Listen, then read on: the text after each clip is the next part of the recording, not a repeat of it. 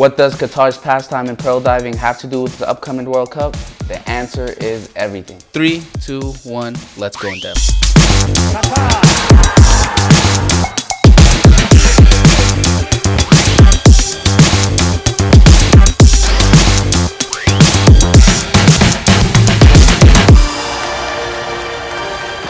The story of Qatar is often narrated a million times by the usual rich oil and gas tale, but if you take a closer look, it was actually pearl diving that brought the country its fame before it struck big with black gold. Just over a century ago, pearl diving was the primary career choice for Qataris, who would sail to the depths of the sea on long and harsh voyages that would last several months. Cramped on a tiny boat, these men collectively worked together in the hope to bring meals to their family and, more importantly, make it back home to them. For the crews that made it back to shore, the next task would be to sell the precious pearls to wealthy Europeans. And let's just say there wasn't a lot of convincing needed to sell, especially when the late Queen of England was a customer. Up until the 1940s, pearl diving made up most of Qatar's economy and employed almost half of its population. However, the introduction of pearl diving would put an end to the demand for Gulf divers, since farming was relatively easier and produced high-quality pearls without the risk of death or delay. The pearl trade made up 3/4 of the region's exports, and despite it no longer being considered a profitable industry today, the pearl divers Qatar opened the doors for the small peninsula country to prosper outside of the deep blue sea.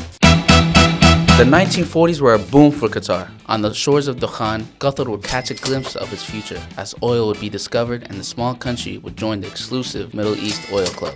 With its economic investments, Qatar's era of sports would then begin, and in the 1940s, the global phenomenon of football made an appearance in the Gulf state. Today we see world-class stadiums, but before any of that, amateur football games were played in the dirt as no grass pitches existed. In fact, it's the iconic Doha Stadium that kicked off Qatar's sports legacy. But that's not all. The construction of the stadium made history as it was the first football venue in the Gulf region. Yup, the whole region. Built in the heart of the city, the simple yet elegant stadium hosted several local and regional matches before officially opening in 1962. In 1971, boxing legend Mohammed Ali gifted the country with an exhibition match at Doha Stadium during his autumn tour. That's right, the greatest athlete of all time flashed his quick speed, blessing the stadium before his fight of the century against Joe Frazier. I'm gonna show you how great I am. This would be the first, but not the last time, a fully packed Doha Stadium will witness a sports icon. 3-time World Cup champion, Brazilian footballer Pele graced the Qatar pitches with a friendly match. Fresh off winning his 3rd FIFA World Cup title, Pele arrived with his local team Santos FC to face off with Qatar's Al Ahly.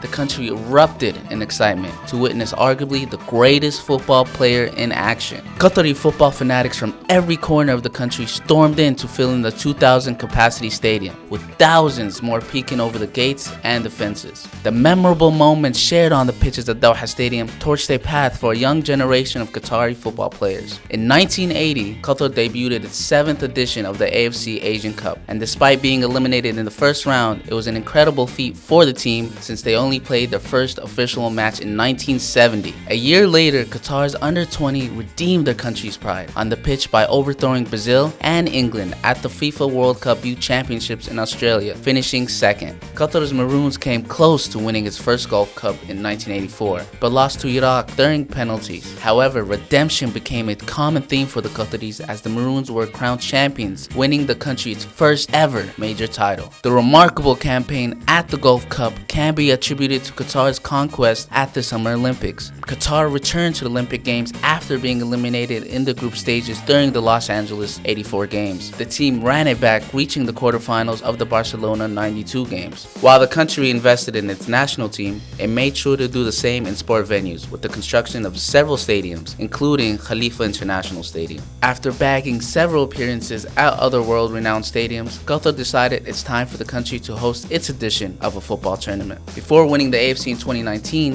Qatar has hosted the tournament in 1988 and again in 2011. 20 teams from around the Asian continent ascended to Qatar soil to compete for the winning title. Marking its first continental event, Qatar Sports Club, formerly known as Suhaim bin Hamad Stadium, and Al Ahly Club, or what others would call Hamad bin Khalifa Stadium, hosted the exhilarating gameplay between Asia's best football players. 20,000 fans attended the match to witness the Kings of Arabia take the title. Fast forward to the 21st century, Qatar transformed into a sports haven. It hosted the 2006 Asian Games, the AFC Cup 2011, 2011, the Pan Arab Games 2011, the 2014 World Swimming Championship, the 2015 World's Men Handball Championship, and more, but you get the idea. But now, it's time for, drumroll please, the world's biggest sporting event, the 2022 FIFA World Cup in Qatar.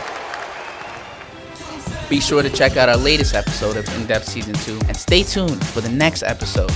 Catch you next time.